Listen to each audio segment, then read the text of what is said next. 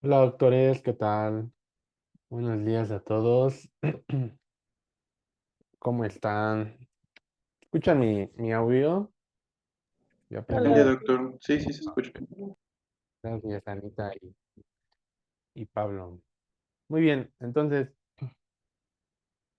el día de hoy van a ver conmigo la parte de exploración física de abdomen, que es una de las partes de todo el cuerpo que se tienen que aprender a explorar bastante bien, porque lo van a ocupar bastante en el futuro, sobre todo en el internado. Entonces, siempre. Y cuando sean pasantes, ¿no? De por sí como médico general, siempre uno está revisando panzas. Entonces es importante que pues aprendan a realizar este tipo de exploraciones.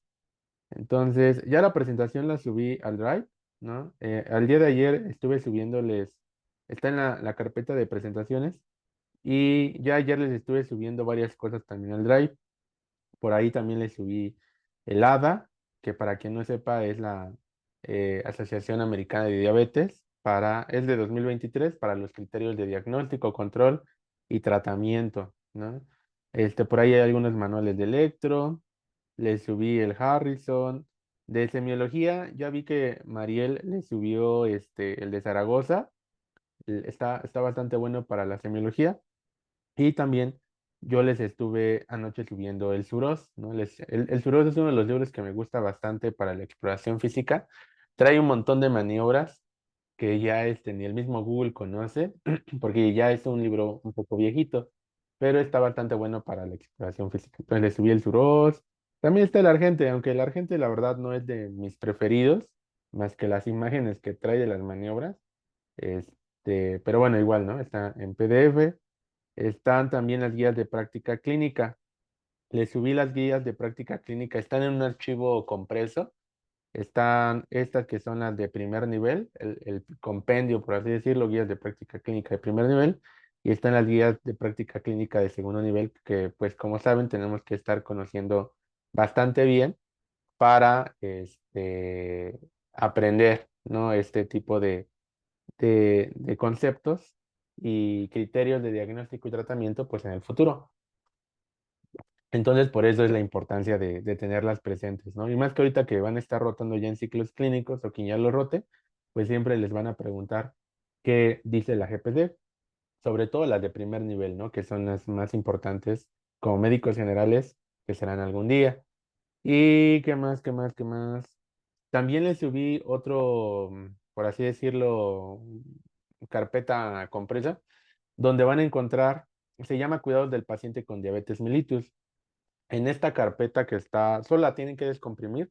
Hay bastante material sobre los cuidados del calzado, el cuidado dental, el cuidado y cómo cuidar la insulina, cómo aplicarse la insulina. O sea, vienen muchos cuidados generales del paciente diabético que en el primer nivel ustedes pues tienen que darle al paciente.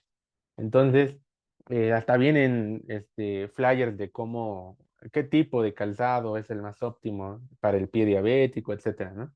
Entonces, todos esos cuidados, y todos estos archivos los van a encontrar ya en el Drive. Repito, solo los tienen que descargar y descomprimir. Si alguien llega a tener problemas con estos archivos, solamente me tiene que enviar mensaje y yo los subo, todos juntos de nuevo al Drive. Y bueno, a mí se me hizo más fácil subirlo todos, ¿no? Bueno, eso eran como los avisos del día de hoy. Entonces, ahora sí, les comentaba, vamos a iniciar con la exploración física de abdomen, ¿no? Que es una de las exploraciones físicas bastante importantes que vamos a estar llevando a cabo próximamente también. Ya estuvimos revisando oídos la semana pasada, hace 2 semanas, y ahora vamos a estar explorando tórax y abdomen en la próxima sesión. Entonces, aquí vamos a abarcar también, en este orden, vamos a estar abarcando inspección, auscultación, percusión y la palpación. Entonces, ese es el orden que pueden seguir. Para abdomen hay autores que lo pueden invertir, ¿no? Que al final dejan la percusión y antes palpan. Ahorita vamos a ver qué es lo mejor y qué pueden realizar ustedes en el campo clínico, ¿de acuerdo? Entonces, vamos a recordar nada más eh, un repaso muy breve de la anatomía abdominal que es muy importante empezar a describir la localización de los diferentes órganos que vamos a estar evaluando. Como principal criterio anatómico, vamos a ubicar a la escuela francesa. Recordemos que la escuela francesa divide en 9 cuadrantes al abdomen, a diferencia de la escuela americana. Entonces, es un poco más específica la escuela francesa porque nos da una delimitación precisa sobre cada uno de esos órganos. Recordemos que para la división de los 9 cuadrantes necesitamos a las dos líneas medioclaviculares, la línea medioclavicular del lado derecho y la línea medioclavicular del lado izquierdo. Asimismo, la línea o plano subcostal y a la línea ilíaca, o algunos le llaman también intertransversa. Entonces, de una vez situado estas cuatro líneas imaginarias, tenemos a nuestros 9 cuadrantes.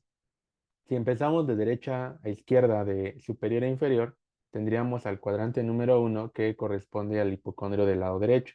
Recordemos que en el hipocondrio del lado derecho principalmente se localiza el óvulo derecho del hígado y vamos a tener a la vesícula biliar en esta parte de acá.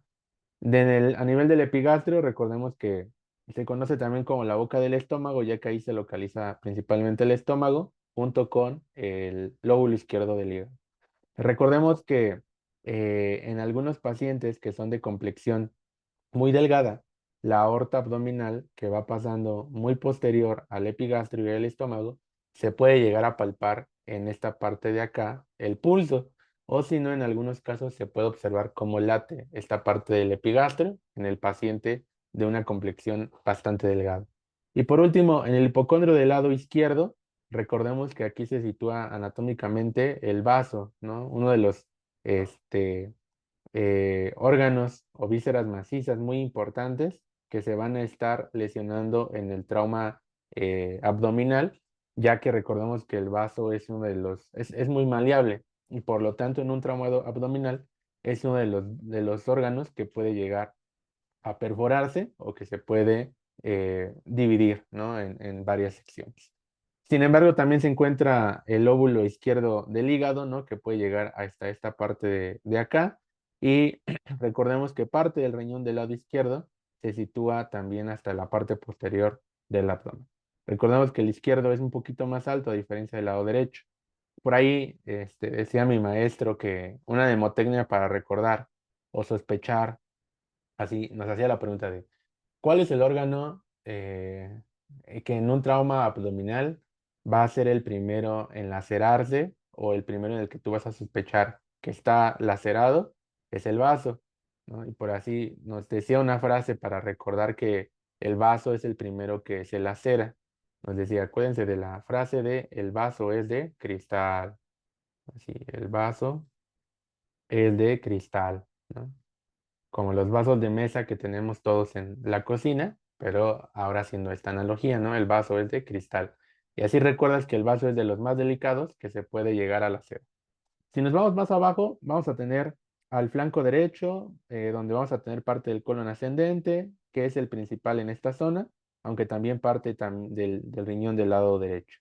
En la región del mesogastrio o región umbilical, aquí es donde vamos a encontrar parte de nuestro intestino delgado, del yeyuno y del ilion, sobre todo en esta parte, y también vamos a tener aparte del colon transverso.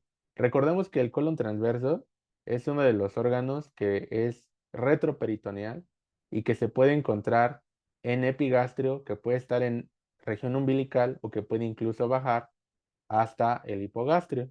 Entonces, este órgano, perdón, que es intraperitoneal, recordemos que al tener envuelto el peritoneo, puede estar arriba, puede estar en esta posición, puede estar en esta posición o puede estar en esta. El colon transverso es la porción del colon que es más móvil de todas, ¿no? Bueno, después nos vamos con el flanco del lado izquierdo, donde vamos a tener lo más importante es el colon descendente. Y bueno, después nos iríamos a la fosa ilíaca del lado derecho o región inguinal del lado derecho. Recordemos que esta zona es bastante importante porque aquí se localiza el ciego y también se localiza el apéndice, ¿no? Que como A lo mejor alguien que ya aquí habrá explorado abdomen sabrá que esta parte o el apéndice es uno de los órganos que más da problema en el ambiente quirúrgico, sobre todo en el paciente pediátrico. Y después tenemos al hipogastrio, donde vamos a tener parte de las vísceras pélvicas verdaderas, como son la vejiga y el útero, ¿no? Que sobre todo el hipogastrio va a ser muy importante evaluarlo en la paciente embarazada, donde vamos a observar que de acuerdo a las semanas de gestación, pues el hipogastrio va a ir creciendo en aumento y vamos a ir palpando el fondo uterino primero en el hipogastrio hasta que finalmente el útero llegue a alcanzar la sínfisis del pubis, ¿no? En los casos ya a término. Y en la fosa ilíaca del lado izquierdo, el más importante o el órgano más importante que tienen que recordar que se localiza ahí es el colon sigmoides, ¿no? Recordemos que la diverticulitis es una de las afecciones de un debilitamiento de la pared del colon que afecta sobre todo más al colon sigmoides. Entonces, hablo mucho de eso porque sabemos que una palpación importante a nivel del colon sigmoides, ya veremos más adelante, pues puede generar dolor en un paciente con una diverticulitis incluso perforada, pues toda esta zona puede tener un aumento de el tono muscular. Entonces, esos son los principales sitios anatómicos que solamente quería recordarles. Yo sé que ya quizá ya están cansados de ver anatomía cada rato, pero pues es importante nada más para recordar la proyección de los diferentes sitios de los órganos que se localizan a lo largo de nuestro abdomen. Entonces, si pasamos a la inspección, recordemos que la inspección es visualizar, ¿no? Es con una lupa observar al paciente, vamos a observar su abdomen. En este caso, ¿cómo se llama? El libro nos recomienda que el paciente esté en decúbito supino y si se puede tener una almohada también en su cabecita, pues sería lo más ideal. Entonces, ¿de qué nos va a servir la inspección en el paciente? Antes de hacer como tal inspección, siempre tienen que recordar, y esto es importante, porque siempre lo evalúan para los ECOE o para el examen profesional o su doctor, ¿no? En el pase de visita, siempre se tienen que colocar a la derecha del paciente, ¿no? Cuando el paciente ya está acostado, ¿no? Están haciendo el pase de visita y les piden que evalúen abdomen, siempre se tiene que hacer colocado a la derecha del paciente. Esto me acuerdo que desde integración básico clínico se lo mencionan, ¿no? Pero pues ¿quién se va a acordar quién va a estar explorando hasta a ese nivel abdomen? Y ya cuando llegamos a tercero se olvida, entonces es importante, ¿no? Siempre colocarse a la derecha del paciente. Y bueno, al mismo tiempo, pues el paciente tiene que estar descubierto desde el apéndice gifoides hasta la sínfisis del pubis, con los brazos a los lados y empezar a observar, ¿no? Observar si hay cicatrices, observar si hay presencia de nevos, erupciones, estrías, etcétera. Las cicatrices sobre todo son las más importantes porque nos habla acerca de que el paciente ya tuvo una enfermedad que ameritó la intervención quirúrgica y pues eso nos habla mucho acerca de frente a qué tipo de paciente ya estamos enfrentando o estamos explorando y pensar en qué cosas puede tener este tipo de pacientes. Y bueno, también evaluar si hay una presencia de red venosa colateral o telangiectasias que vamos a estar evaluando más adelante, ¿no? Por aquí, de hecho, traigo algunos ejemplos. Este es un cuadro que viene en el Argente, donde nos da como una serie de pasos que tendríamos que evaluar en el paciente, en la inspección del abdomen del paciente. La primera es la forma, ¿no? Ahorita traigo imágenes más adelante, pero recordemos que una de las formas más importantes, pues es una forma globosa, en el caso del paciente que esté gordito. Por ejemplo, si tenemos un paciente que a lo mejor tuvo una apendicitis perforada, podríamos hablar de que ya la contracción del abdomen aumentó bastante y ya tendríamos un abdomen en tabla, ¿no? Entonces, eso sería importante. Evaluar las cicatrices, ya les había dicho hace rato, si son cicatrices poscesárea o posquirúrgica o por la paratomía, ¿no? Etcétera. Evaluar si hay equimosis, por ejemplo. Vamos a ver que en el caso de la pancreatitis aguda pueden existir, por ejemplo, el signo de Cullen, ¿no? Que aparece equimosis en la región abdominal. Circulación colateral, como vamos a ver, la famosa red venosa colateral o red de cabeza de medusa, que aparece en la insuficiencia hepática, ¿no? Evaluar también la distribución de vello púbico. Recordemos que La distribución, en el caso de la mujer, es una distribución púbica de tipo triangular o ginecoide, y en el caso del hombre es en forma de rombo o androide, ¿no? Eso es importante también porque si estamos frente a una mujer, por ejemplo, que tiene ovario poliquístico, normalmente ellas pueden tener una distribución de este tipo en el vello abdominal y en el vello de la región genital. Entonces, eso también es importante. El ombligo. Hay que evaluar también la posición del ombligo. El ombligo tiene que estar en la porción central del abdomen y es importante, ahorita vamos a ver cómo se evalúa, ver si el paciente tiene ombligo, ¿no? Porque si el paciente se sometió a una abdominoplastia, hay pacientes que ya no tienen ombligo, ¿no? Si el paciente se hizo acá una abdominoplastia de los rectos, hay pacientes que se les quita el ombligo, entonces también es importante. Latidos, ya estábamos platicando hace rato que en el paciente de complexión delgada se puede llegar a apreciar algún latido en el epigastrio y también movimientos peristálticos, ¿no? Cuando un paciente no ha desayunado o tiene una diarrea bien potente, se escuchan los movimientos peristálticos, ¿no? Y sobre todo, pues también evaluar si hay presencia de alguna evetración o si hay presencia de herpes. Entonces, eso es lo que nos recomienda el buen y querido Argente. Entonces, aquí en la inspección les puse algunos ejemplos clásicos que son los más comunes en nuestro país y que van a llegar a enfrentarse en el futuro. Uno de ellos, ya estábamos platicando ahorita, el signo de la cabeza de medusa o de la, aquí también nos faltó poner, o de la red venosa colateral. Red venosa colateral.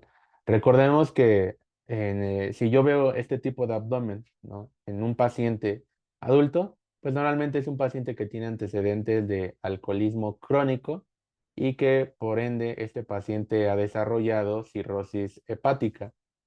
O en este caso, al desarrollar cirrosis, perdón, hepática, uno de esos características que puede desarrollar el abdomen en los estadios avanzados es el signo de la cabeza de medusa. Si el paciente está ictérico, ¿no? Estamos viendo las conjuntivas ictéricas, estamos viendo la lengua ictérica, estamos viendo que este paciente tiene un abdomen bien grandote, ¿no? Pues también tiene probablemente ascitis, ¿no? Y también tiene su red venosa colateral. Bueno, eso es el signo, ¿no? De la cabeza de medusa. Por otro lado, pues una hernia umbilical, ¿no? Las hernias no siempre aparecen en el ombligo. Las hernias en el abdomen se pueden clasificar como hernias. Aquí les voy a poner una clasificación sencilla, ¿eh? Las hernias se pueden clasificar como hernias epigástricas, que están por abajo del apéndice gifoides. Se pueden clasificar también como hernias umbilicales, ¿no? Como el ejemplo que les doy, umbilical. Se pueden clasificar como hernias inguinales. Y las hernias inguinales se pueden clasificar en hernias inguinales directas y las hernias inguinales indirectas. Y por otro lado vamos a tener también a las hernias femorales, ¿no? O crurales, ¿no? También les llegan a hablar así en el Schwartz. Bueno, entonces también hay que evaluar las hernias, ¿no? En este caso, dónde se localiza y evaluar el tamaño, ¿no? Y sobre todo también si la hernia tiene algún cambio de coloración.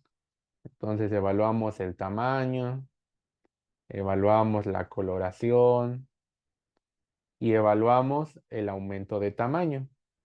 Como el paciente está respirando, hay hernias que pueden llegar a crecer más en reposo o pueden crecer más cuando el paciente inspira. Entonces puede crecer en cualquiera de esas dos maneras. O si no crece, pues también, ¿no? Se evalúa esa parte.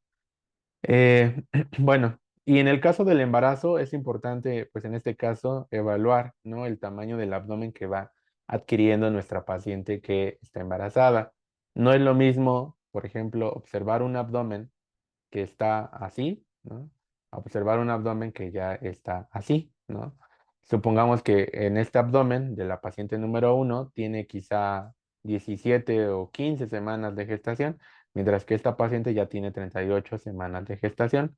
Entonces, con la pura inspección, nosotros podríamos determinar que embarazada ya tiene un mayor control, ¿no? De embarazo, ¿no? Quien ya tiene más semanas de gestación. Entonces, eso de entrada en la inspección, traigo más ejemplos. Como le estaba diciendo, también hay que evaluar, por ejemplo, si el paciente está mamado, no va al gimnasio, pues seguramente será un paciente que tiene la hipertrofia de toda la vaina muscular que se encuentra en el abdomen.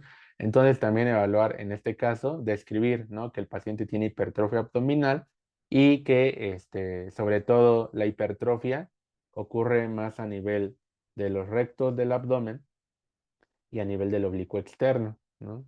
Que son los músculos que por lo general son los que se hipertrofian y son los que visualmente o estéticamente los que observamos. Pero si tenemos todo lo contrario, ¿no? Tenemos a un paciente gordito, pues es importante evaluar que todo esto pues es tejido adiposo. Entonces ahí siempre hablamos de que el paciente tiene un abdomen globoso a expensas de panículo adiposo, ¿no? Es el clásico. Cuando hablamos o estamos frente a una embarazada y estás redactando tu exploración física en tu nota médica, ahí nosotros estamos platicando de una paciente que tiene un abdomen también globoso, pero a expensas del útero gestante, ¿no? Entonces, en el compa gordito está el abdomen globoso, pero por tejido adiposo, y en la paciente que está embarazada es un abdomen globoso, pero a expensas del útero que está gestante, ¿no? Que está creciendo.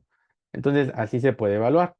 Y bueno, otro ejemplo que les estaba comentando es el de la cicatriz abdominal por una abdominoplastía, ¿no? Entonces, como pueden ver, ya esta paciente no tiene ombligo, entonces también se describe, ¿no? Sin presencia de ombligo. Cuando sí existe el ombligo, se tiene que describir que el ombligo está presente y que está central, porque hay ombligos, por ejemplo, que se pueden lateralizar, que se pueden desplazar más hacia la derecha y más hacia la izquierda. ¿Cómo voy a saber que mi ombligo va a estar central? Bueno, hay una técnica o hay una maniobra muy fácil. Lo que se puede hacer, miren, si aquí yo tengo un abdomen, aquí yo tengo el apéndice gifoides y aquí abajo está la sínfisis del pubis, el ombligo se dice que tiene que tener la distancia, la misma distancia entre la sínfisis del pubis que está aquí abajo y el apéndice gifoides, tiene que estar justo a la mitad de entre ellos dos, ¿de acuerdo?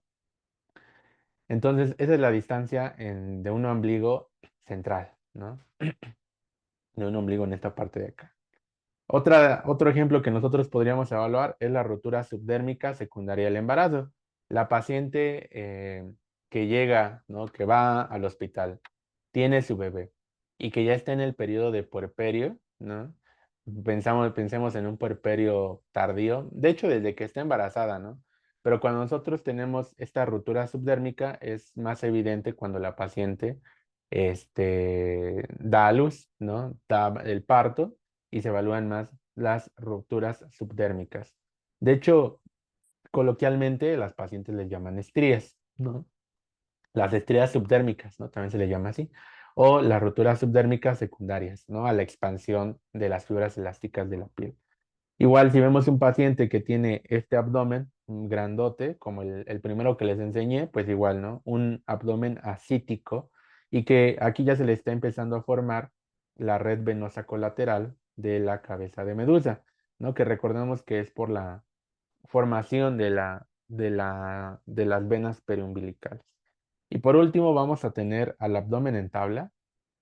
Recordemos que el abdomen en tabla es un abdomen, este es un caso que encontré en internet donde esta paciente está ya en el postquirúrgico y aquí está en el prequirúrgico, o sea, antes de que la operaran y después de que la operaran, ¿no?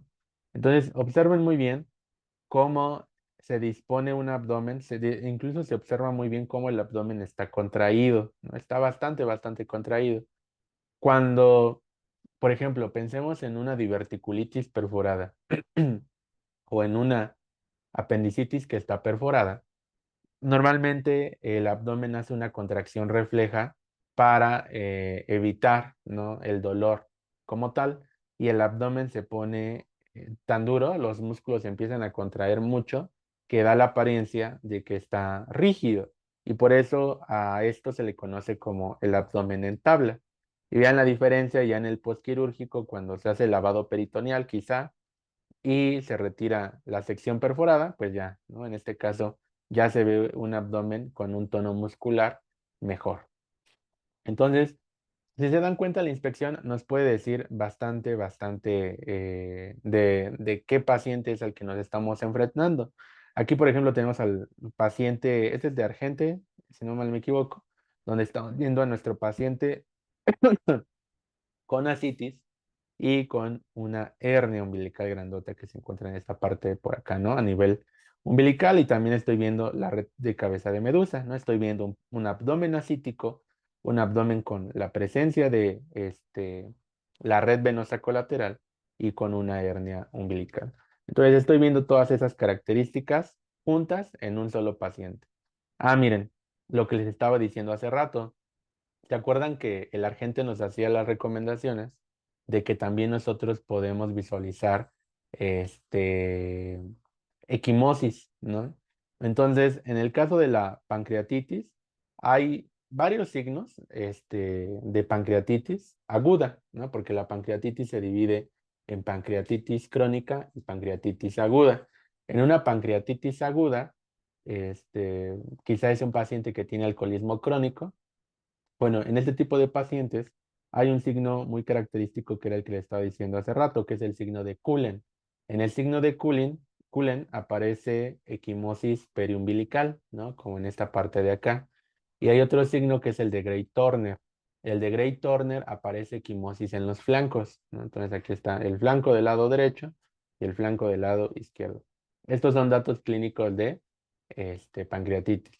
Si a eso yo le agrego que en el interrogatorio del padecimiento actual, el paciente me describió que refiere dolor abdominal de tipo transflictivo o como si lo estuvieran atravesando, pues ya tengo bastante clínica para decir que estoy frente a una pancreatitis. Entonces, estos signos sí apréndanselos, son preguntables, ¿no? Sí son muy preguntables en el futuro. Aquí, por ejemplo, estoy ahora, eso, ahorita les he dado puros casos de niños, ¿no? Pero imaginemos que estamos frente a un paciente pediátrico. Entonces, en el paciente pediátrico, ¿no? Los morritos son un poquito más delicados porque ellos siempre van a llegar a urgencias. La mayoría de los casos cuando yo roté en pediatría era porque tenían insuficiencia respiratoria, quizá porque el niño tenía antecedente de COVID, le dio, tuvo infección por virus sincitial respiratorio, etcétera, ¿no? Pero hizo insuficiencia respiratoria y entonces, este, eh, como parte de la insuficiencia respiratoria, ustedes saben que se activan músculos accesorios a la respiración, ¿no? Y de esos músculos accesorios a la respiración tenemos los que están en el abdomen. Entonces, esos que están en el abdomen van a generar que el abdomen se distienda y otra vez regrese. A eso se le conoce como respiración tóraco-abdominal. Entonces, eso también lo estamos viendo desde la inspección. Voy a abrir aquí mi computadora para compartirles esos TikToks. Este, los TikToks son muy buenos, ¿eh? Luego hay muchos casos. En la presentación les puse varios TikToks de los casos, de casos clínicos o de signos que se ven muy bien. Entonces, hice uso de las redes sociales para ponerles varios ejemplos que están bastante buenos. Nada más que, déjenme compartir pantalla ahora desde la computadora para que pues ustedes vean esos ejemplos que les estoy dando. Entonces, entendido. Me voy a unir sin audio. eh, Ahí está. Ahora déjenme hago como anfitrión y dejen abro la presentación. Aquí abdomen. Aquí está ya mi TikTok. Entonces, voy a compartir pantalla, ¿sale? Mm, Ahí está. Sí, aquí está. Listo. Entonces observen la respiración toracoabdominal en estos morritos. Vean cómo se ve. Espérenme, no vi si compartí con audio, que si no, no van a escuchar nada. Compartir sonido. Ahí está. Ahí va. Llegó a la consulta este pacientito de 3 meses de edad por tos y escurrimiento nasal de 3 días de evolución. Al realizar la exploración física podemos notar cómo se hunde el tórax aquí debajo de las costillas en cada respiración. Miren, ahí se nota muy bien. Esto recibe el nombre de tiraje subcostal y es un dato muy importante de dificultad respiratoria. Otros datos que hay que observar son el aleteo nasal cuando se abren las alas de la nariz, hundimiento entre las costillas, bamboleo abdominal, agitación, rechazo al alimento o coloración azulada de la piel. La presencia de uno o más de estos datos de alarma nos indican gravedad. Si tu hijo o hija presenta alguno de estos datos, acude al servicio de urgencias para valoración.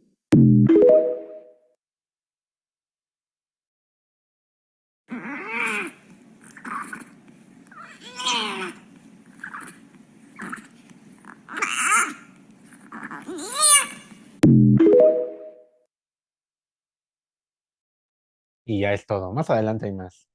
Entonces, si se dan cuenta, ahí la doctora comenta de que la insuficiencia respiratoria, aparte del tiraje intercostal, vieron cómo el abdomen se dilata. Ahí, por ejemplo, también es un abdomen que está globoso, pero que no es a expensas de panículo adiposo, sino que está globoso por la insuficiencia respiratoria, ¿no? Que está haciendo el uso de los músculos abdominales, pues para respirar, ¿no? Porque pues, el pobre morrito ya no está, ya no se encuentra respirando muy bien del todo. Entonces, dejen quito aquí nada más la presentación. Perfecto. Muy bien. Entonces, eso es en el caso de la inspección. Si se dan cuenta, es bastante eh, importante, ¿no? Uno dice, pues es la inspección, pero ya con la pura inspección, pues ya nos dimos cuenta de bastantes cosas en la patología del paciente. Y es más que nada ser observador, ¿no? La medicina se basa mucho en eso, en ser muy observador para observar los detalles, ¿no? Entonces eso pues es algo que se va desarrollando. Pasamos a la parte número 2, que es la parte de la auscultación. Entonces, en la auscultación, ¿qué es lo que vamos a nosotros evaluar? Dice el agente, bueno, vamos a evaluar los ruidos hidroaéreos. Vamos a evaluar si hay presencia de soplo, si hay presencia de frotes y en algunos casos el murmullo vesicular. Ahorita vamos a ver cuáles son las zonas donde puede encontrarse. Entonces, vamos a empezar con los ruidos hidroaéreos. Siempre es importante que lo hagan con la membrana del estetoscopio, ¿de acuerdo? Siempre es con esa parte del estetoscopio. Yo aquí, en el caso de cuando yo voy a evaluar este tipo de ruidos, lo que yo utilizo es la anatomía de la escuela americana, ¿no? Recordemos que la escuela americana divide al abdomen en 4 cuadrantes. Entonces, como yo voy a tener 4 cuadrantes, es más sencillo. También puedo estar auscultando con los 9 cuadrantes de la francesa, pero a mí me gusta un poquito más este tipo con la americana para auscultar peristalsis. Entonces, lo que yo hago es colocar nuestra membrana en el cuadrante superior del lado izquierdo y ahí voy a poner la membrana y voy a estar escuchando y esto lo voy a hacer por 1 minuto, ¿de acuerdo? Luego de ahí voy a contar, ahorita vamos a ver algo que se llaman borborigmos, cuento el nivel de borborigmos y después me paso al del lado derecho, ¿no? Y después otro minuto y me voy al del lado izquierdo de abajo y luego el del otro lado, ¿no? O sea, me voy en esta dirección. Así, así. Entonces, en total van a ser 4 minutos. Por eso me gusta más la escuela americana aquí, porque si yo lo hago con la escuela francesa voy a ocupar 9 minutos y es más tardado. Entonces, siempre desde donde está el ombligo, acuérdense que ahí se traza la línea imaginaria y luego a la mitad. Entonces, siempre pongo el estetoscopio lo más cercano al ombligo. Nunca voy a auscultar, por ejemplo, acá, ¿no? Porque ahí voy a estar auscultando el hígado. O nunca voy a poner la membrana del estetos en esta parte de por acá, porque ahí voy a estar auscultando este vaso, ¿no? Se van a reír de ustedes, ¿no? Los residentes. Entonces, es cerca del ombligo, ¿de acuerdo? Y solo ponen el estetoscopio, ahí lo colocan y se ponen a escuchar. ¿Ok? Es practicar. Entonces, los ruidos hidroaéreos, o mejor dicho, la peristalsis, ¿no? Porque sabemos que esto tiene que ver con la peristalsis, muchas veces sí se necesita el estetoscopio para poder auscultar, en este caso, a la paciente o al paciente sus movimientos peristálticos. Pero cuando el paciente, les repito, no ha comido, tiene bastante hambre, muchas veces, sin que yo lo escuche, ya estoy escuchando la peristalsis, ¿no? Entonces, desde ahí, desde la inspección, yo ya me estoy dando cuenta. Yo voy a contar, como les decía hace unos minutos, el número de borborigmos. Los borborigmos se contabilizan en un minuto. Por eso yo les dije que vamos a ir colocando la membrana del estetos un minuto en cada cuadrante. ¿Ok? Esa sería como la forma correcta.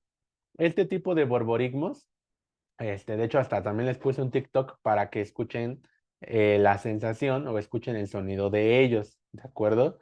Se dice que por lo general el número de borborigmos en un paciente normal, un paciente adulto promedio sano, es de 5 a 30 por minuto. Este rango me es mucho, ¿no? Como que el rango es bastante. A mí me gusta ser un poco más estricto y ocupo de 5 a 20. Yo, por ejemplo, me gusta más eso. Ahora, ¿para qué me sirven los borborigmos? Bueno, con los borborigmos yo voy a decir si la peristalsis está aumentada o si la peristalsis está disminuida, ¿de acuerdo?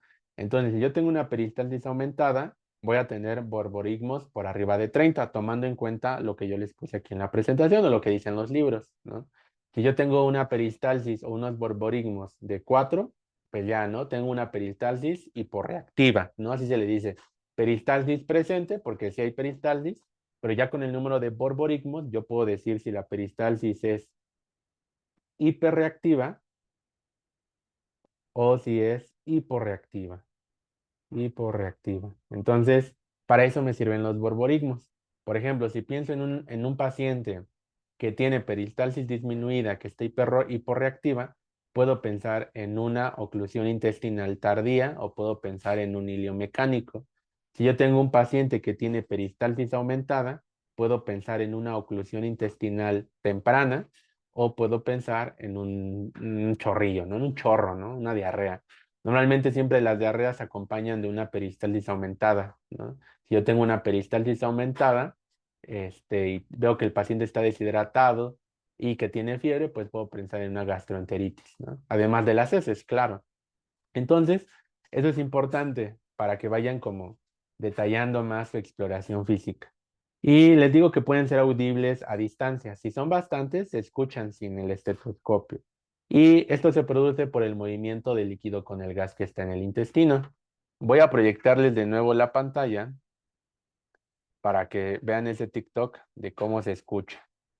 Entonces, es acá.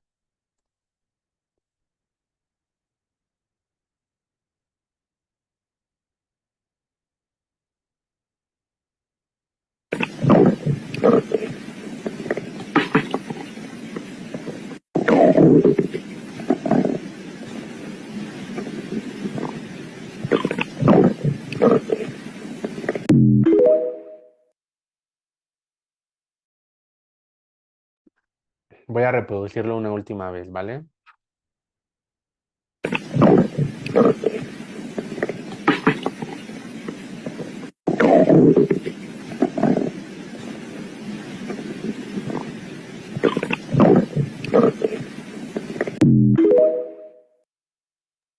Si estén escuchando el audio de los TikToks, según yo, le puse en compartir audio, pero no sé si lo Mm, escuchen. sí. Sí, gracias. Son ejemplos, ¿eh? Yo los pongo para que afinen, porque muchas veces te dicen, ah, sí, los borborismos, ¿no? O respiración tóraco-abdominal, pero si no lo ves o no lo escuchas, pues muchas veces a alguien no se le queda. Entonces, borborismos.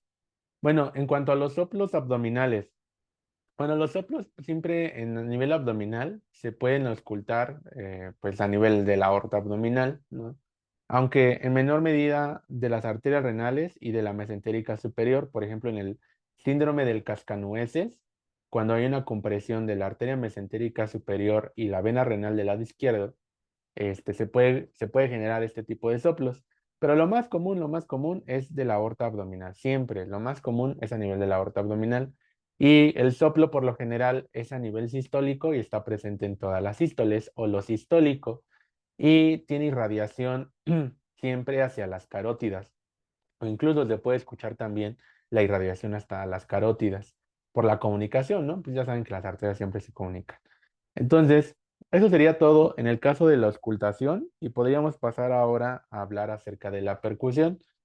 La percusión es un poco más sencilla y hay muchas técnicas acerca de ella. Por ejemplo, una de los casos es que la percusión va de arriba hacia abajo y es de forma radiada, ¿no? Si yo tengo, por ejemplo, aquí un abdomen, aquí está mi ombligo, aquí está el bracito del paciente mamado, voy a ir de arriba hacia abajo, voy a ir en esta dirección, pero de forma radial. Me voy a ir distendiendo poco a poco hacia los lados, de arriba hacia abajo. La verdad, yo casi nunca he visto a alguien que percuta así, ¿no? Yo siempre he visto que llegan a percutir por cuadrantes, de arriba hacia abajo, ¿no? En esta dirección. Por eso les digo que hay varias técnicas. Hay autores que señalan que primero palpan y después percuten, pero cuando tú palpas, ¿no? Y esa es la razón por la que yo puse este orden. Cuando tú empiezas a palpar el abdomen, puedes generar que se genere una alteración de los líquidos y de los compartimientos de las vísceras, el hígado, el vaso. Hagan de cuenta que van a estar reacomodando todo. Y al momento de percutir al último, como ya moviste todo, ya palpaste, ya moviste, ya subiste todo, la percusión va a estar alterada. Por eso se prefiere que primero percutas y al final palpes. Esa es la explicación o el por qué yo sigo este orden. Entonces, en este caso, miren, pues aquí está nuestro esquemita bonito. Entonces, en este caso, igual el argente, como les acabo de decir, nos recomienda hacerlo de forma de arriba hacia abajo, de forma radial. ¿Para qué me va a servir la percusión? La percusión siempre nos sirve para, por ejemplo, en el caso del hígado del vaso, delimitar las zonas de matidez. Recordemos que como esas son vísceras macizas, tienen que tener una percusión de tipo mate. Entonces, como son mate, entonces vamos a estar delimitando la zona de la región hepática. No es lo mismo que yo percute el hígado así, que le diga al doctor, bueno, yo percutí el hígado en toda esta parte, ¿no? El borde hepático llega en esta zona. A que yo le diga, no, doc, fíjese que el hígado lo percutí hasta acá abajo, ¿no? Bueno, no es lo mismo percutirlo el hígado de color rojo al hígado de color azul. Un hígado de color rojo o al nosotros percutir matidez hasta el flanco, pues ya nos está hablando de que el paciente puede tener hepatomegalia, ¿no? Entonces, eso es importante. Para eso no sirve. Para eso no sirve estar percutiendo. Lo mismo suena o lo mismo pasa con el vaso, ¿no?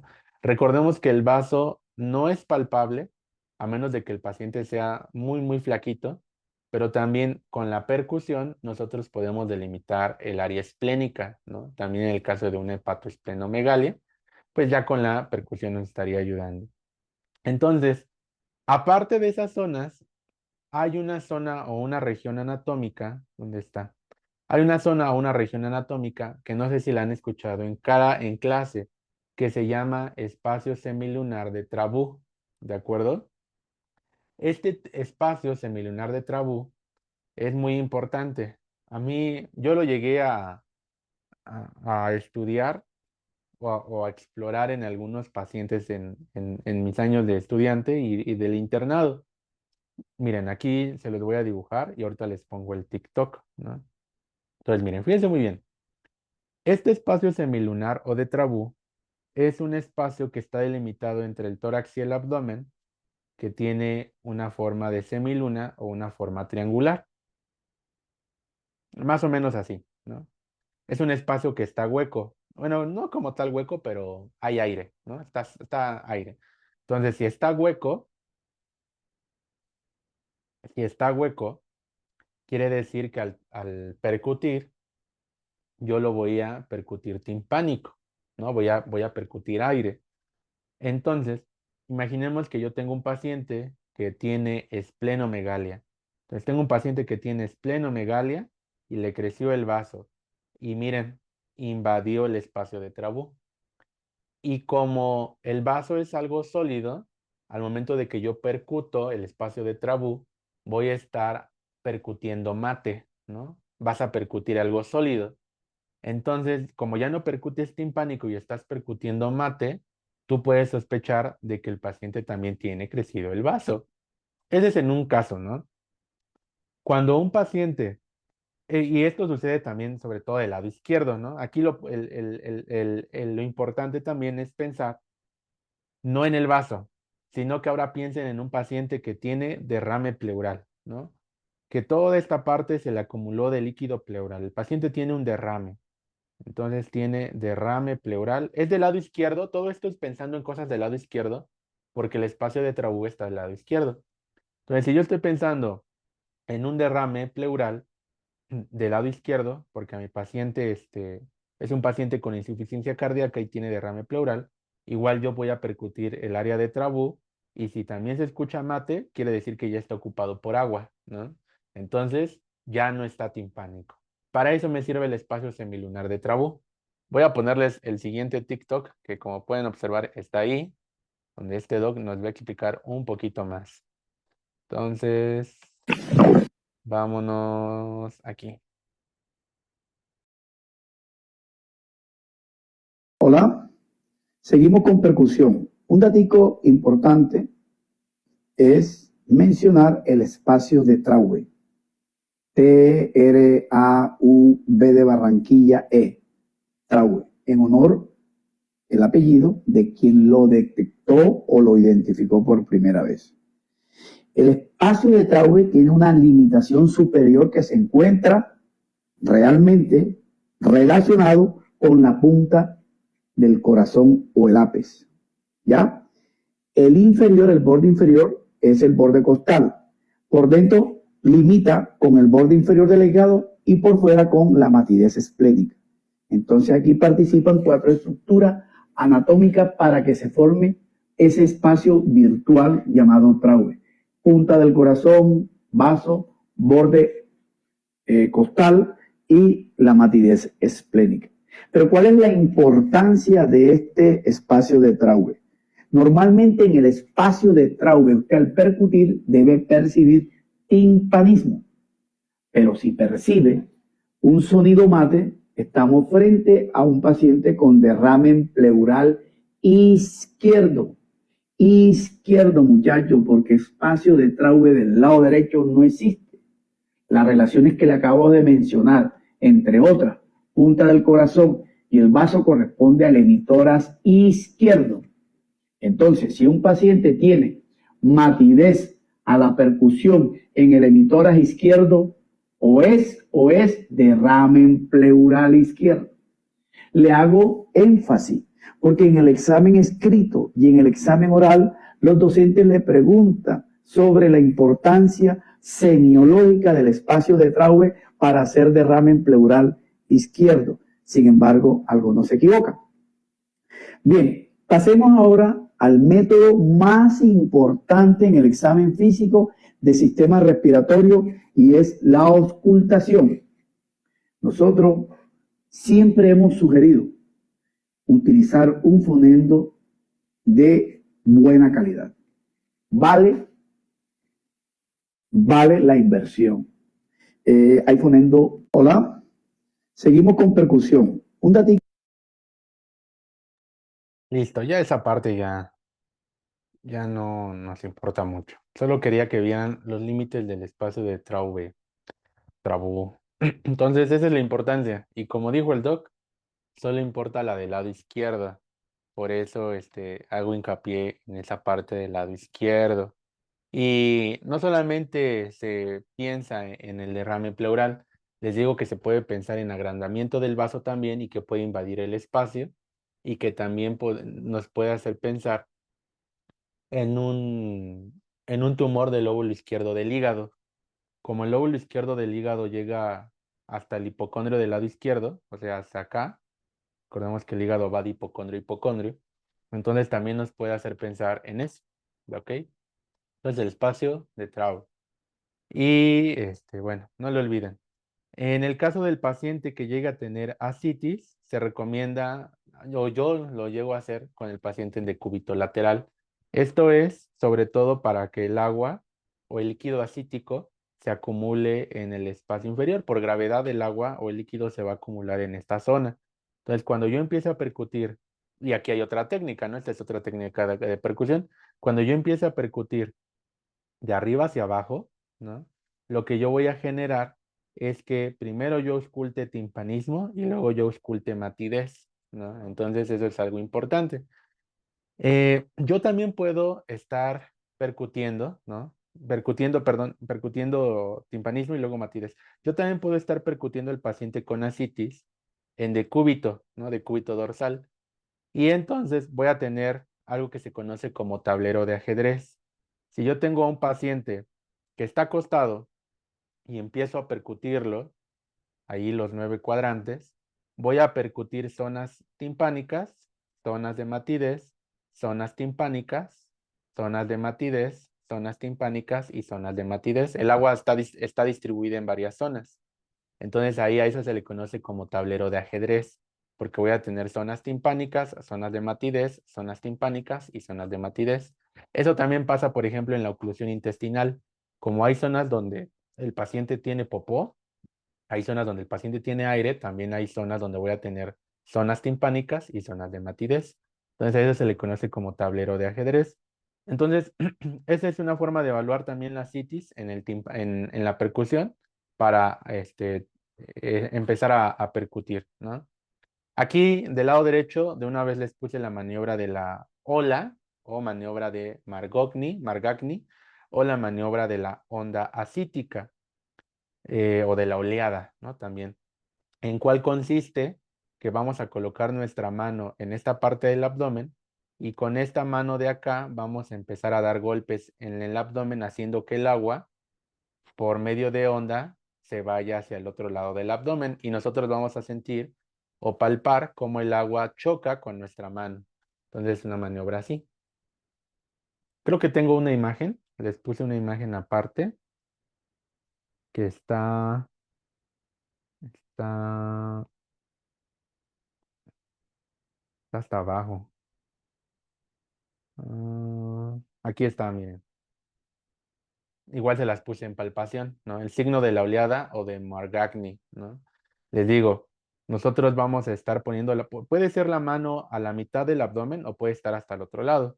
En este caso, vean cómo la mano está colocada a la mitad del abdomen y con la otra mano estamos golpeando, estamos haciendo este tipo de golpe en la pancita, de tal manera que el agüita se está desplazando de este lado y vamos a sentir cómo el agua pega con la mano, con la palma. Esa es la maniobra de la onda. Y aquí hay otro TikTok de la ascitis, miren. Ascitis, aquí, ascitis. Donde igual se evalúa, ¿no? Voy a compartir pantalla otra vez. Mm,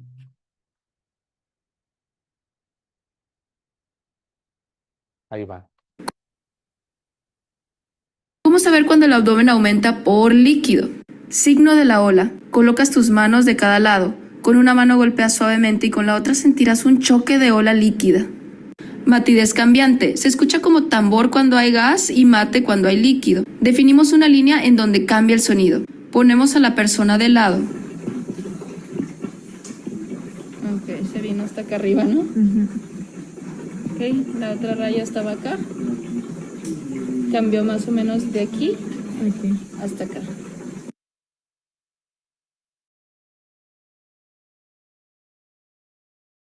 Ver cuando el abdomen aumenta por líquido. Signo de la ola. Colocas tus manos de cada lado. Con una mano golpeas suavemente y con la otra sentirás un choque de ola líquida. Matidez cambiante. Se escucha como tambor cuando hay gas y mate cuando hay líquido. Definimos una línea en donde cambia el sonido. Ponemos a la persona de lado. Ok, se vino hasta acá arriba, ¿no? Ok, la otra raya estaba acá. Cambió más o menos de aquí hasta acá.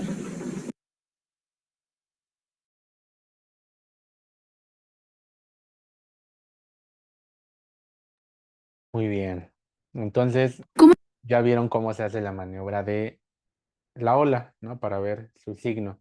Entonces, también ahí percutieron, ¿no? Igual el paciente está en decúbito lateral y vieron cómo ellas hacen una línea, ¿no? Donde cambia la timpanez a la matidez donde ya está el líquido. Por eso se coloca el paciente, ah, dejen comparto pantalla.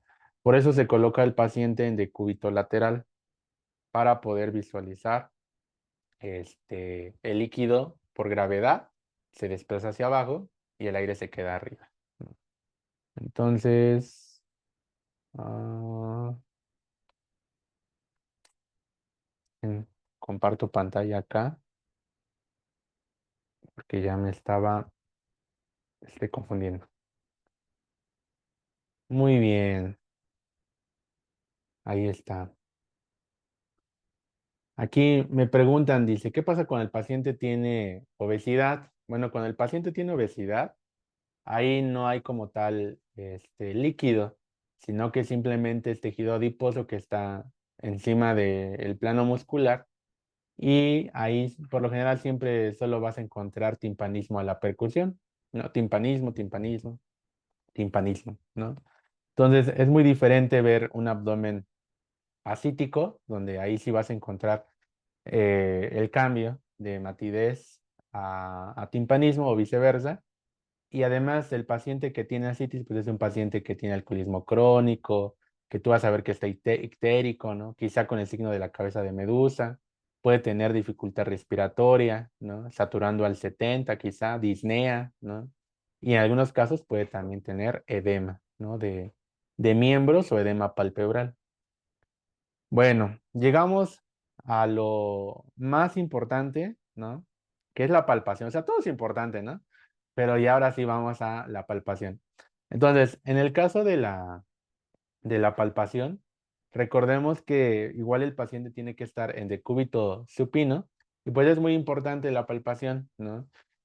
Seguramente ya habrán rotado por allá en clínica, les habrán dicho que la palpación se puede dividir en una palpación superficial, en una palpación media y en una palpación profunda. Y eso es relativamente lo que he visto que hacen mucho aquí. Sin embargo, hay otras técnicas para hacer la palpación. Les digo que aquí es diferentes técnicas, ¿no? Pero hay que tener siempre como un método claro y correcto para llevar un orden. Entonces, vamos con la palpación. ¿Qué es lo primero que yo voy a evaluar en el caso de la palpación?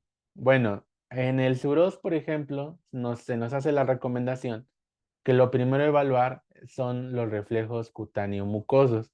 ¿Cuáles son esos reflejos cutáneo mucosos? Los que estamos visualizando. Miren, pues de hecho, esta es una imagen del SUROS. Entonces, miren, los reflejos cutáneos mucosos consisten en que yo voy a evaluar primero la hidratación que tiene la piel del abdomen. Cuando yo aprieto, ahí por ejemplo, en este lado, vean cómo están peñiscando la piel del abdomen, ¿no? Un poco agresivo para mi gusto, pero la están peñiscando. Entonces, cuando yo estoy peñiscando la piel abdominal y suelto, ¿no? Inmediatamente suelto, la piel tiene que regresar a su forma normal. Otra vez tiene que regresar a estar planita, ¿no? Eso sucede en un paciente normal, pero cuando yo peñisco y la piel no regresa a su estado o forma normal, veo como poco a poco se va estirando la piel, como si fuera una bolsa que aprietan y luego sueltan y ven cómo poco a poco se estira. A eso yo le voy a hablar, voy a conocerlo como el signo del lienzo húmedo, que es un dato de deshidratación. Hay otras zonas, se puede hacer lo mismo en el brazo, en la carita, en el cuello, pero la mejor zona del cuerpo siempre para evaluar la hidratación o la turgencia de la piel es en el abdomen. Y esto se hace sobre todo en el paciente pediátrico, ¿no? En el bebecito para ver si no hay deshidratación. Entonces, acuérdense, peñizcan, si la piel regresa a su forma rápidamente, no hay deshidratación, pero si yo peñizco y veo cómo la piel no regresa, sigue arrugadita como si la siguieran peñiscando, ese niño está deshidratado. ¿De acuerdo? Ahora, voy a evaluar los reflejos cutáneos también yo siempre utilizo una batelenguas. ¿Cómo se evalúa ese reflejo? Ahora que hagamos la sesión práctica la próxima semana, bueno, yo voy a llevar a batelenguas y lo que vamos a hacer es que con el paciente en decúbito supino, ¿no? Va a estar acostado. Aquí está el ombligo. Vamos a pasar el abatelenguas así, ¿sí? Así y así. y vamos a ver, para esto el paciente tiene que estar muy, muy relajado y vamos a ver cómo el abdomen genera contracción. La capa muscular superficial se contrae, ¿no? Pasas el abatelenguas, se contrae el músculo. Esperemos que por ahí haya uno que otro compañero que esté relajado para que se puedan visualizar muy bien los reflejos. ¿Sale? Y bueno, ya les estaba diciendo hace rato que existen, bueno, aquí en México evaluamos la palpación superficial, media y profunda. Pero, por ejemplo, si se van a los libros, ahí solo se habla acerca de la palpación superficial y de la palpación profunda. En la palpación superficial, vamos primero a evaluar la palpación, vamos a basarnos en estas dos y ahorita yo les hablo acerca de la otra que nos faltaría. En el caso de la palpación superficial, solo vamos a estar evaluando la pared abdominal. Vamos a estar evaluando las hernias, vamos a estar evaluando, por ejemplo, el reflejo de la hidratación de la turgencia de la piel, etcétera, ¿no? Y para eso aquí nos hablan acerca de diferentes maniobras que se pueden realizar, que ahorita más adelante vienen. En la palpación profunda, ya vamos a evaluar como tal el contenido del abdomen, alias, aquí entraría hígado, no sé, colon, apéndice, vaso, ¿qué más? Riñones, ¿no? Que son los clásicos, ¿no? Vesícula, ¿no? Vesícula biliar. O sea, en la palpación profunda ya entraría todo esto que les estoy platicando acá. Ok, entonces vamos a pasar con la palpación superficial.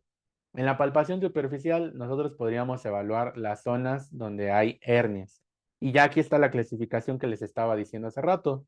Les dije que existen hernias del tipo epigástricas, aquí hernias epigástricas. Existen hernias umbilicales, hernias inguinales y hernias femorales, ¿de acuerdo? Aquí hay que evaluar la localización primero de la hernia y evaluar las características que estábamos comentando hace rato. Entonces, aquí, por ejemplo, algo que podría agregar yo de las hernias, aparte de lo que ya les mencioné hace rato, cuando lleven cirugía, van a evaluar que las hernias estén eventradas, o que no estén encarceradas.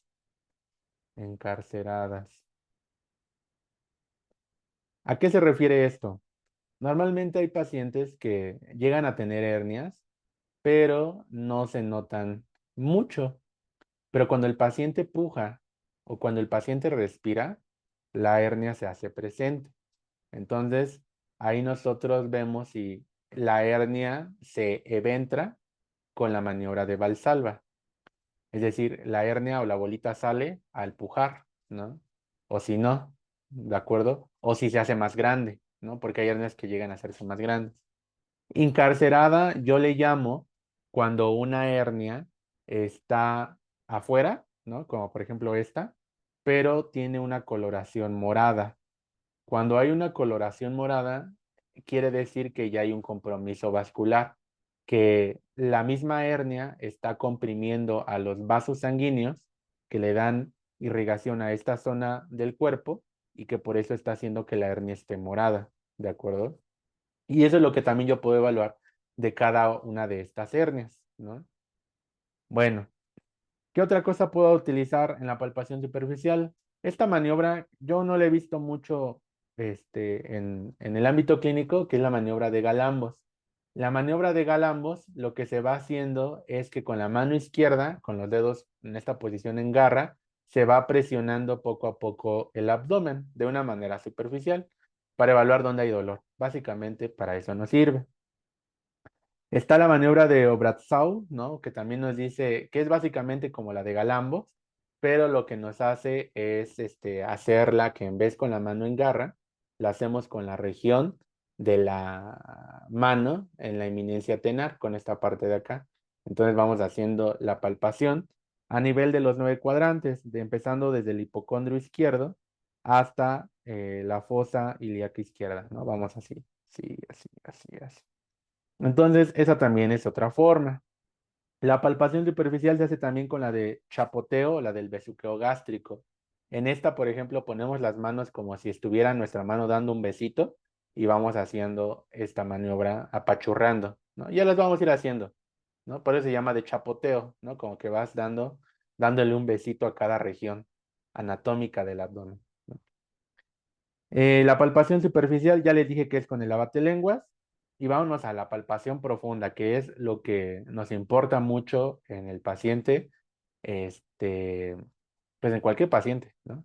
Entonces, para la palpación profunda, nosotros vamos a hacernos de valer de diferentes puntos.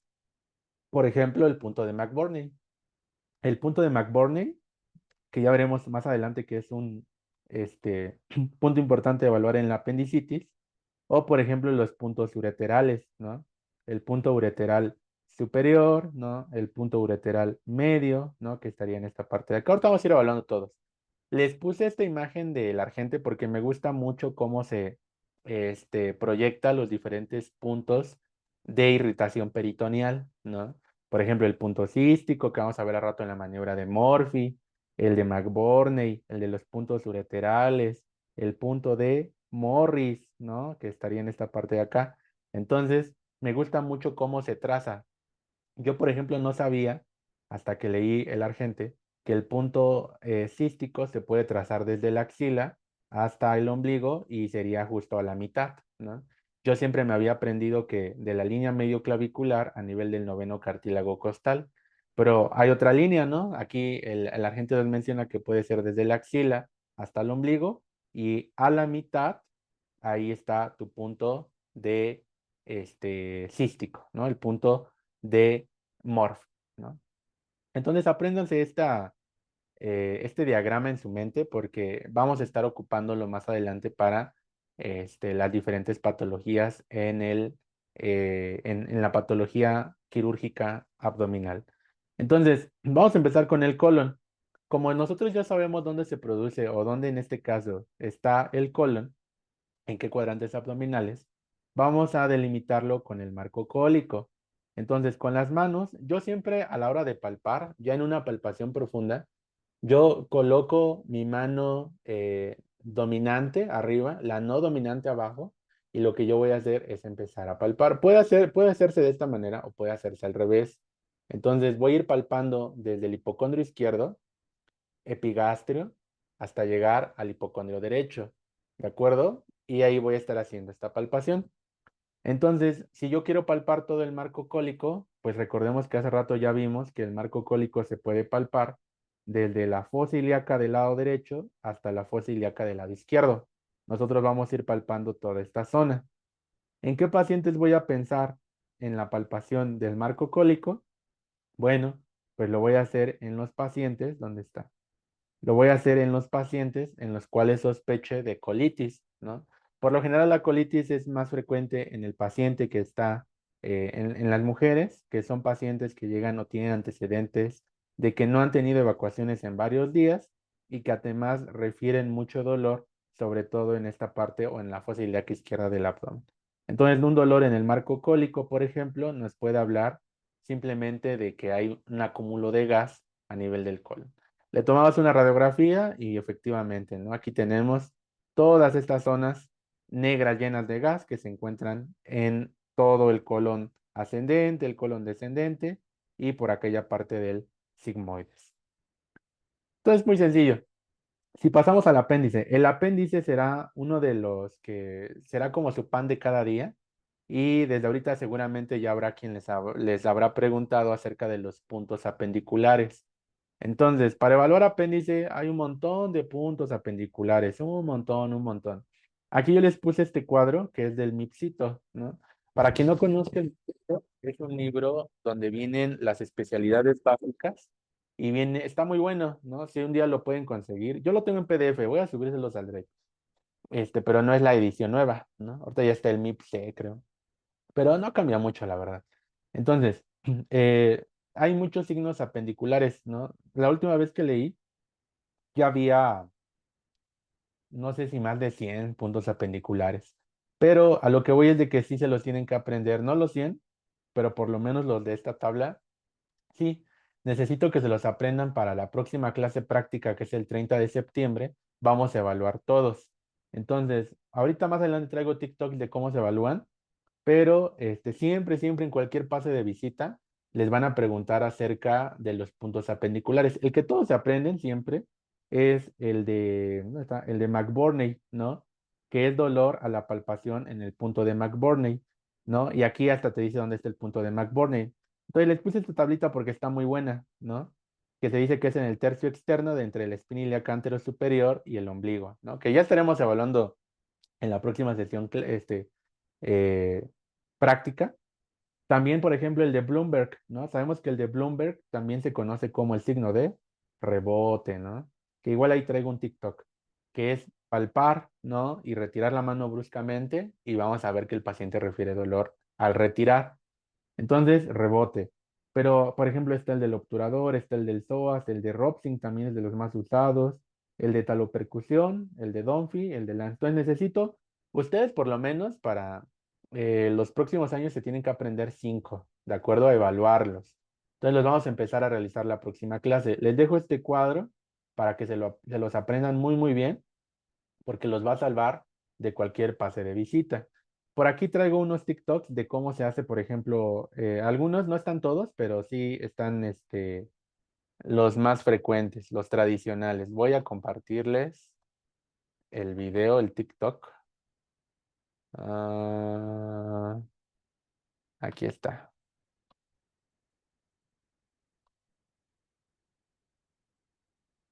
Recordemos los signos clásicos de apendicitis. El primero es el dolor en el punto McBurney, que corresponde a la unión del tercio externo con los dos tercios internos de una línea imaginaria trazada entre la espina ilíaca anterosuperior derecha y el ombligo. El segundo es el signo de Bloomberg, que significa dolor a la descompresión brusca de la fosa ilíaca derecha e indica o refleja irritación peritoneal. El tercero es el signo de Robson, en donde la palpación de la fosa ilíaca izquierda ocasiona dolor en la fosa ilíaca derecha. El cuarto es el signo de SOAPS, que corresponde a un dolor a la oposición del movimiento de extensión del miembro inferior derecho e indica apéndice de localización retrocecal. Y el quinto es el signo de obturador, que corresponde a un dolor con el movimiento de abducción del miembro inferior derecho y sugiere apéndice de localización pélvica.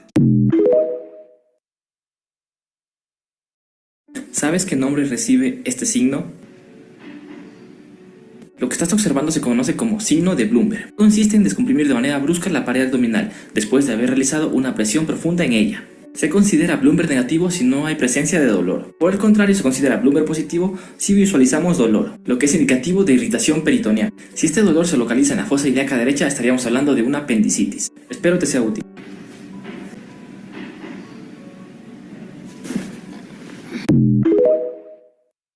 ¿Sí los vieron bien?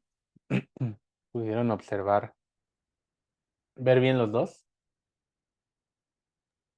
Sí, doctor. Sí, muy bien.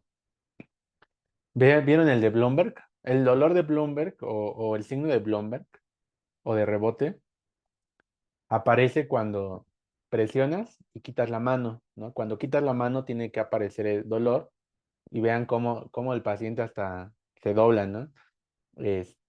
Ahí ya hablamos de un Bloomberg o de rebote positivo, ¿no? El dolor no tiene, o sea, si yo veo que a mi paciente le duele cuando le presiono, eso no es un Bloomberg. El Bloomberg tiene que aparecer cuando yo quito la mano. Entonces es lo importante. El doctor William, por ejemplo, hablaba acerca de que la apendicitis puede ser de localización pélvica. El apéndice, si recuerdan, tiene una posición retrocecal en la mayoría de los casos, pero a veces el apéndice no tiene esta posición, puede estar por delante del ciego, puede estar muy largo hasta llegar a la pelvis. Entonces también los signos, dependiendo de cuáles sean positivos, nos pueden hablar de la localización del apéndice pélvica, retrosigmoidea, ¿no? Que es la más frecuente. Eso ya lo van a ir aprendiendo ustedes con el paso del tiempo cuando lleguen a cirugía, pero se los menciono, ¿no? Por si se preguntaban qué era. Luego de ahí, otro tip que yo les doy, como a manera de perla farmacológica, es de que ya que ustedes están en semiología, tienen que pues, empezar a manejar escalas. Hay una escala que no sé si la conozcan que se llama escala de Alvarado. La escala de Alvarado es para evaluar eh, tanto síntomas, signos y laboratorios, la presencia o la probabilidad de que mi paciente tenga apendicitis.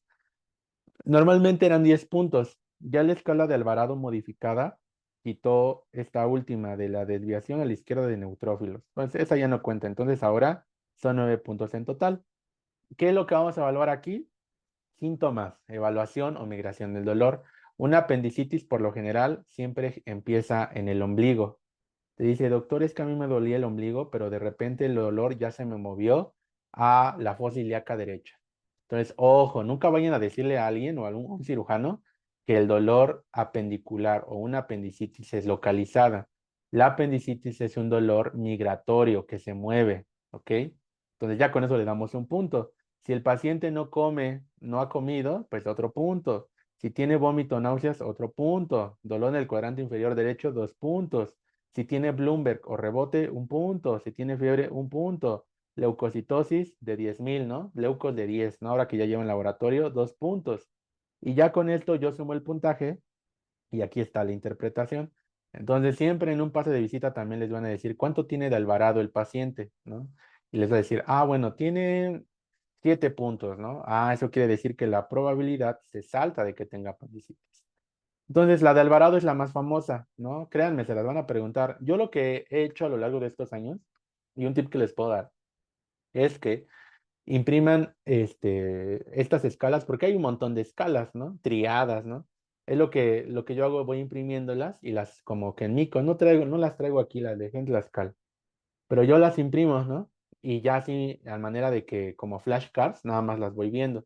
Porque de las escalas es otra cosa que llegan a preguntar mucho en los exámenes, tal vez no profesionales, pero a lo mejor sí en el ENAR. Entonces sí es importante que se las aprendan, ¿de acuerdo? Entonces, esa es la escala de Alvarado. Hay una que en pediatría se usa, que no es la de escala de Alvarado. Ellos quisieron hacer su propia escala para el paciente pediátrico. Y a esa se le conoce como la escala de Paz, ¿no? Entonces, es la misma que de Alvarado, básicamente, pero esta es la escala de Paz, que es para el paciente pediátrico. Es Pediatric Appendicitis Score, ¿no? Básicamente lo mismo.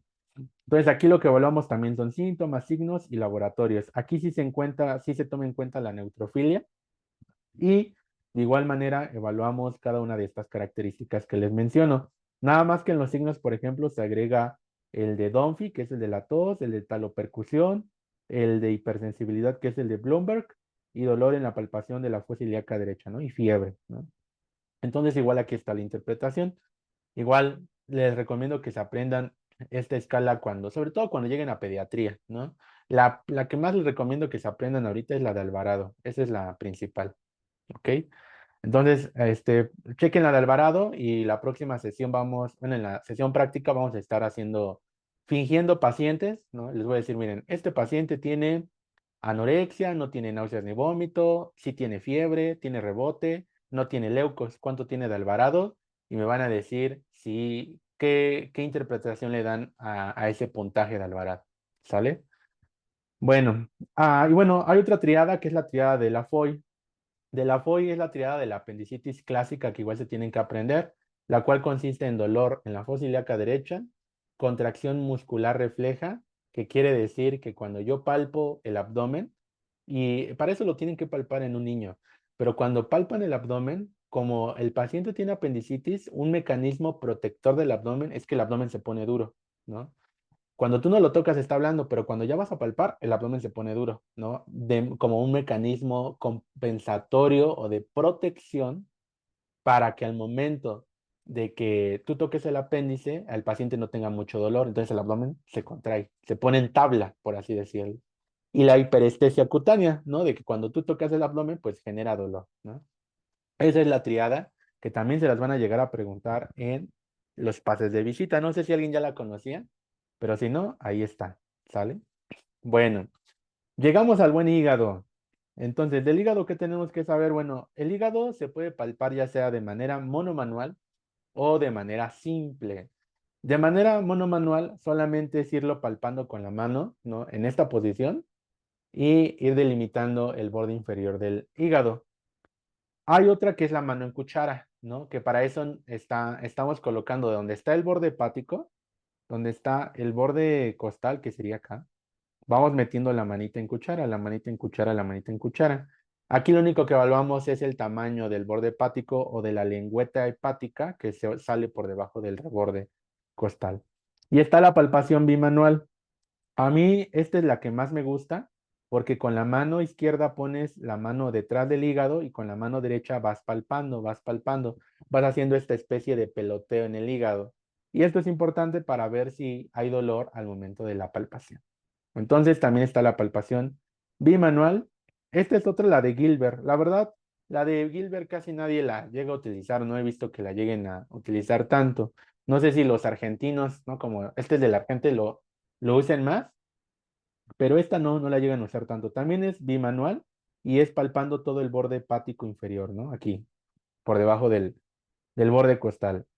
Y aquí está la de engancho, o la de enganche, o la de gancho, donde las manos se cruzan, igual vas palpando. Estas ya son muy detalladas, la verdad, no las llego a utilizar tanto uno en el consultorio.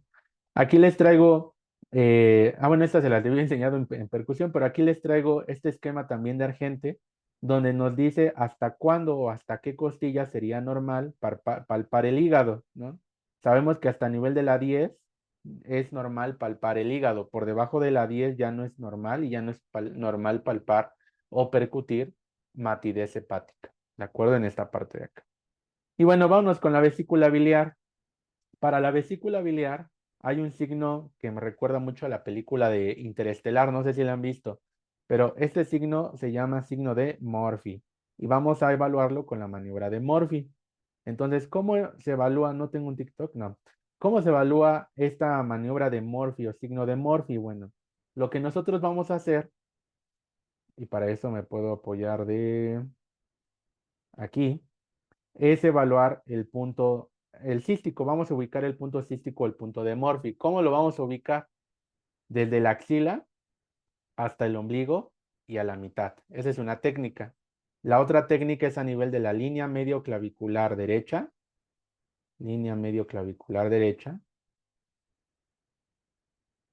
a nivel del noveno cartílago costal. A ese nivel se proyecta el fondo de la vesícula biliar. Una vez que ubiquemos el punto cístico, lo que nosotros vamos a realizar es hacer que el paciente meta aire. Le vamos a pedir al paciente que inspire y nosotros en ese momento vamos a colocar los dos dedos pulgares en el punto cístico y vamos a presionar así duro, duro, duro. Si el paciente está respirando y corta la inspiración, y después cuando presiona corta la inspiración por el dolor, a eso nosotros le llamamos Murphy positivo. Entonces voy a poner aquí. Cuando el paciente Murphy positivo es cuando el paciente corta la inspiración. Si el paciente no corta la inspiración, entonces no es Murphy positivo. ¿De acuerdo? ¿Para qué me sirve saber si el paciente sí tiene signo de Murphy? Bueno, para la colecistitis. La colecistitis es la inflamación de la vesícula biliar, que puede ser secundaria a litos biliares o puede ser secundaria a colangitis, ¿no? Pero la colecistitis, en la colecistitis, puede aparecer ese signo, que es el signo de Murphy. Hacemos la maniobra, ¿no? Que es colocar los dos pulgares en el punto cístico y presionamos. El paciente está respirando y si corta la inspiración, Murphy positivo, ya tiene el signo de Murphy, ¿de acuerdo? Entonces, esa es la importancia de esta maniobra y de este signo. No tengo un TikTok, me parece. No lo trae. Bueno, también tenemos la colangitis. Aquí nada más, ya que estamos hablando de vesícula biliar, les dejo otra pentada que es la pentada de Reynolds. La colangitis, doctores, es cuando también hay inflamación de la vesícula biliar, pero aquí ya tenemos una infección sistémica. De tener la infección solamente en la vesícula, ahora la infección se fue al torrente sanguíneo. Y hay una pentada que se llama pentada de Reynolds, que es ictericia, hipotensión, dolor abdominal, alteración mental y fiebre. Y también está la famosa tríada de Charcot. Normalmente primero en una colecistitis aparece la tríada y si el paciente no se atiende, dice que no le duele, que se siente bien, después en segundo lugar con el paso del tiempo aparece la pentada. Esta tirada de Charcot y pentada de Reynolds también la llegan a preguntar bastante, ¿de acuerdo? Entonces, también apréndansela muy bien. Bueno, es el signo de la oleada o de Margagni, ¿no? Ya se las había enseñado hace rato. Vámonos ahora con el vaso. Entonces, en el caso del vaso, recordemos que el vaso en una persona normal no es palpable, o por lo menos llega a ser palpable en una persona muy, muy, muy delgadita, pero muy delgadita. En una persona o en un paciente gordito o de una complexión mediana, robusta, no se palpa. Entonces, por eso aquí les traigo el esquema de la localización que llega a tener el vaso en el hipocondrio izquierdo. Recordemos que sigue la trayectoria de la costilla número 9, número 10 y número 11, ¿no? Por acá va. Entonces, miren, hay muchas maniobras para hacer estas. La primera es una maniobra bimanual, donde vamos a colocar, en este caso, la mano en el hipocondrio del lado izquierdo y con la punta de las manos vamos a ir palpando hacia adelante, hacia adelante, hacia adelante, hasta sentir si hay movimiento o un peloteo del vaso. La que a mí más me gusta y la que yo más hago es la maniobra bimanual o maniobra de enganche, donde nosotros vamos colocando los dedos en forma de gancho en el borde costal del lado izquierdo y vamos palpando, vamos palpando. Esa es la que yo les voy a enseñar la próxima clase en la sesión práctica. Hay otra maniobra que también me gusta mucho, que es la de Niggle, donde el paciente está en decúbito lateral del lado derecho y entonces el vaso se desplaza hacia abajo por gravedad. Esta nos puede ayudar mucho más si tenemos duda todavía si el paciente tiene o no esplenomegalia. Entonces, esa nos ayuda mucho, mucho más. Entonces, esa es la otra que les estaba diciendo. Y la percusión, bueno, ya les había enseñado que la percusión del vaso también se hace en toda la región de la costilla 9, 10, 11 y 2. Vámonos con el riñón, ¿no? ¿Qué hay que saber acerca de los riñones? Bueno, para los riñones podemos utilizar la maniobra de Guyon, que es con el paciente en decúbito dorsal. Y lo que vamos a hacer es colocar la manita atrás y vamos a estar presionando con la mano dominante hacia abajo, de tal manera que vamos a estar haciendo un peloteo renal del lado derecho y del lado izquierdo. Si hay dolor, pues el paciente lo va a referir, obviamente. Y la maniobra más famosa para evaluar riñones, la maniobra de Giordano. Entonces, la maniobra de Giordano se realiza golpeando, no golpeando literalmente, pero realizando un golpe sobre los músculos cuadradolumbares. Entonces, normalmente se puede hacer de manera directa, así, o hay autores como yo lo hago, que pongo la mano encima del cuadrado lumbar y lo hago encima de mi mano, ¿no? Ya aquí depende del gusto de cada quien, pero yo lo realizo de esa forma. Esta es la maniobra de Giordano. Si el paciente refiere dolor, sabemos que es un Giordano positivo. Si no hay dolor, pues Giordano negativo. Por aquí traigo unos TikTok también de, de estas respectivas maniobras. Entonces, ya estamos Recordemos. compartiendo. Y ahí está. Miren. Manobra de Giordano. Sensação dolorosa desencadeada pela punho-percussão. Sugere pielonefrite ou litíase urinária. Até mais. Entonces, si se dan cuenta, el golpe se da muy ligero, ¿no? Y como dijo, este video está en portugués, pero como decía el TikTok, nos hace sugestión de pensar en una pielonefritis. Cuando hay pielonefritis, el paciente tiene fiebre, está diafurético, y cuando golpeas tantito el riñón, le va a doler bastante, ¿ok? No hay por qué ser muy, muy bruscos como en este video, miren.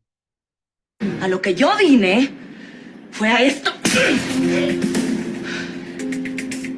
Tampoco hay que ser tan bruscos, no hay que ser muy, muy violentos. La verdad es que con un mini golpe basta, porque me ha tocado ver unos Giordanos que los hacen muy fuertes y hasta a mí me duele de ver cómo se lo hacen al paciente, ¿no? Entonces sí sean muy cuidadosos con los Giordanos. Ya lo estaremos haciendo próximamente en clase, ¿no? En la sesión práctica. Entonces ya finalmente vamos a evaluar los puntos ureterales. Los puntos ureterales son sitios o puntos específicos en el abdomen que se evalúan para ver el recorrido o el trayecto de los ureteros.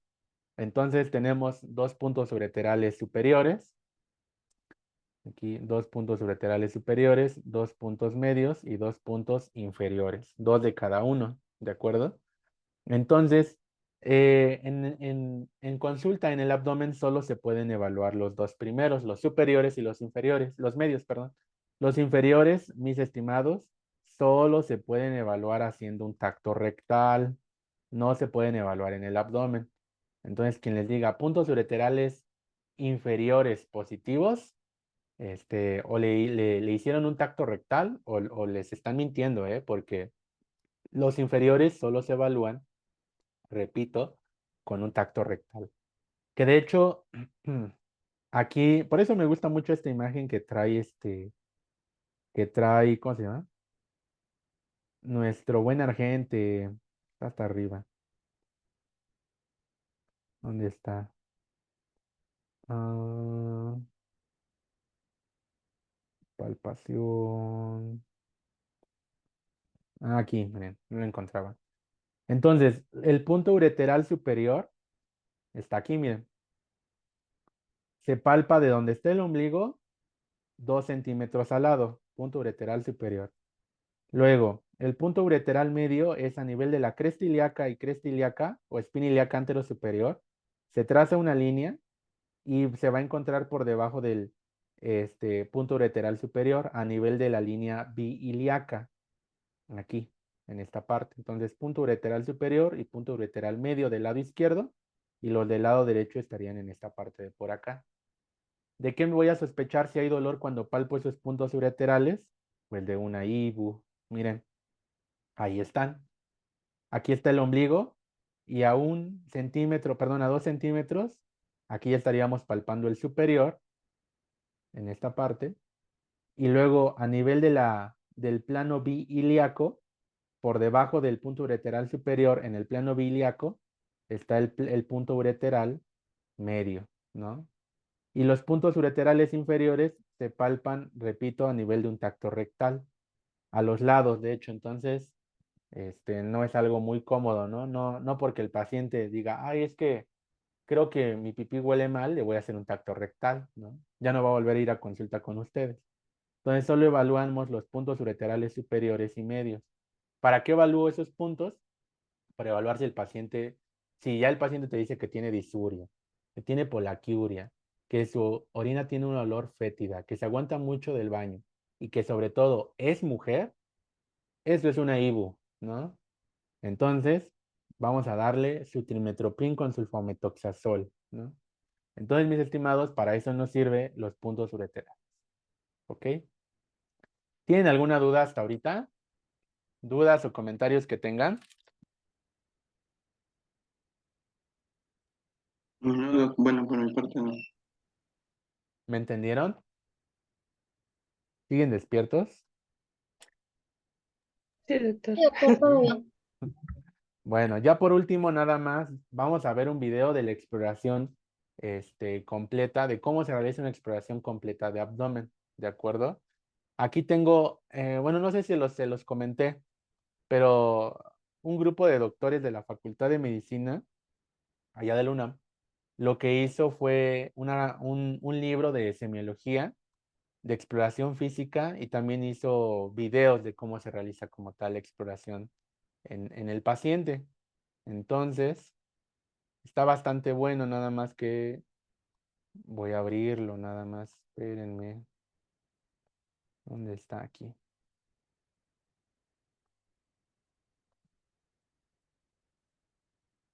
A ver si quiere, porque luego no quiere. Ujú.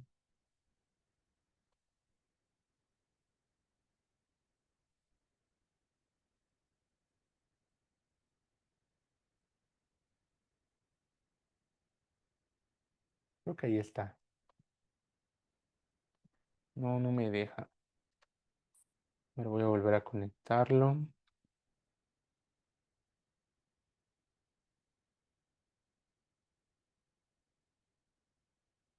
Permítanme, pequeños, permítanme.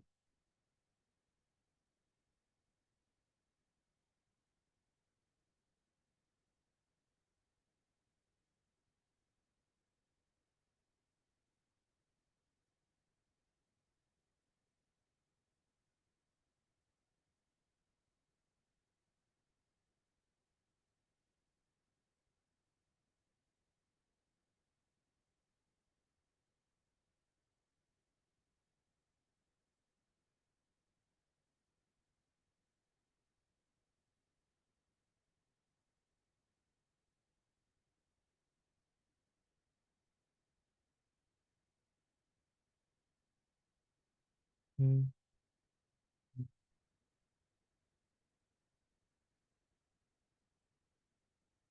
Lo sigo intentando, esperen.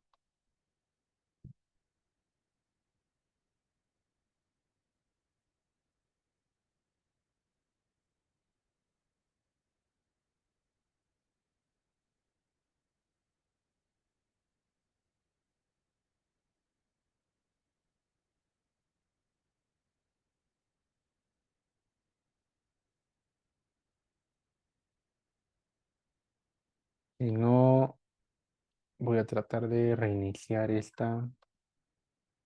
Ujú.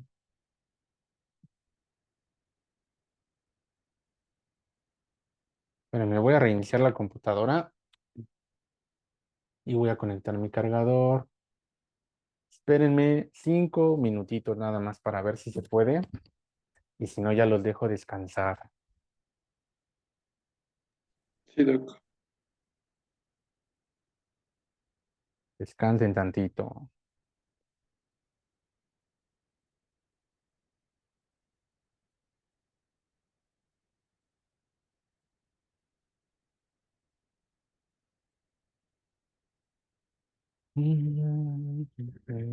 Ahí está.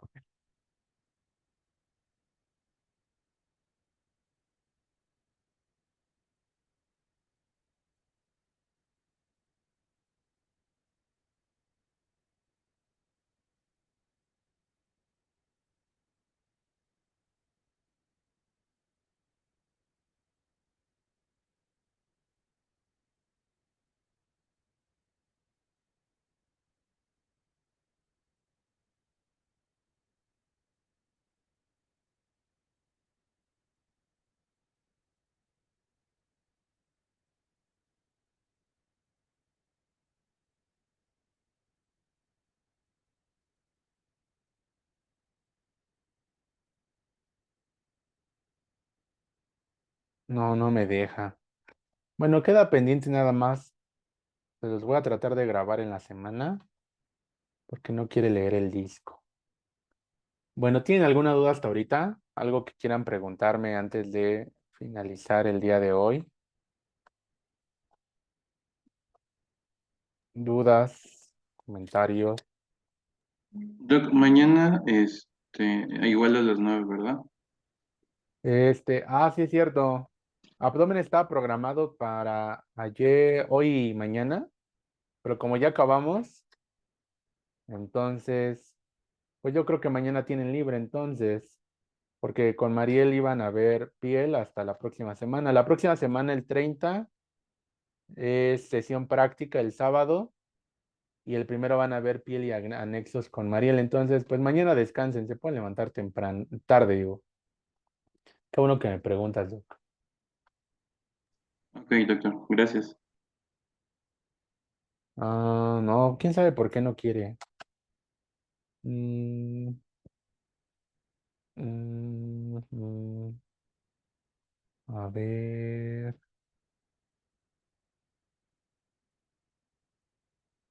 mm,